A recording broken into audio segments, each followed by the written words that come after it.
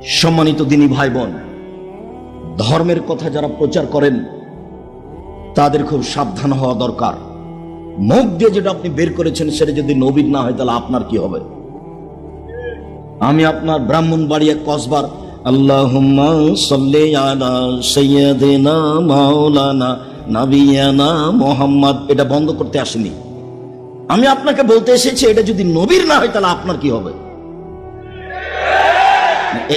এইটুকু আপনাকে বলতে এসেছি। আপনি মানলেন কি আর না মানলেন কি?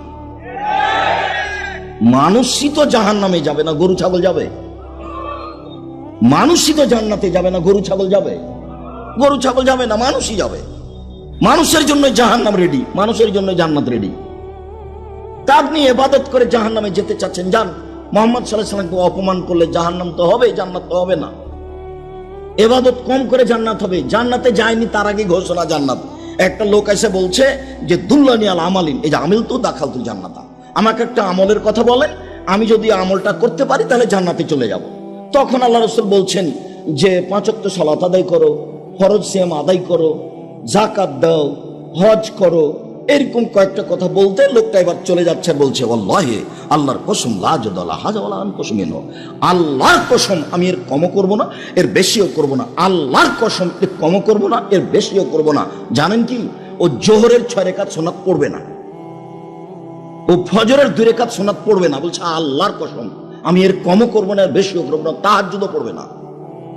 তখন আল্লাহ রাসূল বলছেন মান সাররা ইয়ানজুরা ইলাল জান্নাহ ফালিয়ানজুর ইলা হাজা। শোনো শোনো শোনো শোনো, কেউ যদি জান্নাতি দেখতে চাও, এই দেখো এই লোকটা জান্নাতি, দেখো এই লোকটা জান্নাতি। হাদিস বুখারী মুসলিম।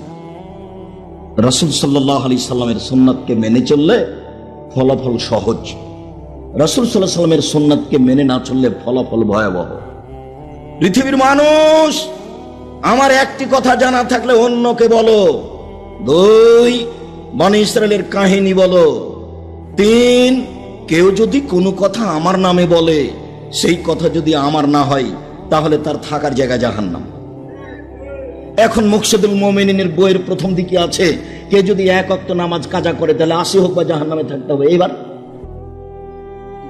ও যদি এখন রাসূলের কথা না হয় তাহলে ধর্ম তো সহজ নয়। আপনি যেভাবে মনে করেছেন সেভাবে নয়। ধর্ম একজন মানুষের নামে চলে, একজন মানুষের কথাতে চলে, যার নাম মুহাম্মদ সাল্লাল্লাহু আলাইহি সাল্লাম। পৃথিবীর কোনো মানুষ দিয়ে চলে না ধর্ম। আব্দুর রাজ্জাক সাহেব মধ্যের বাক্যটা যে বললেন বনী ইসরাইলের কাহিনী, ওখান থেকে আমাদের একটু বলেন তো বনী ইসরাইলের কাহিনী বলতে কি, একটু দেখেন তাহলে বনী ইসরাইলের কাহিনী বলতে কি। যেমন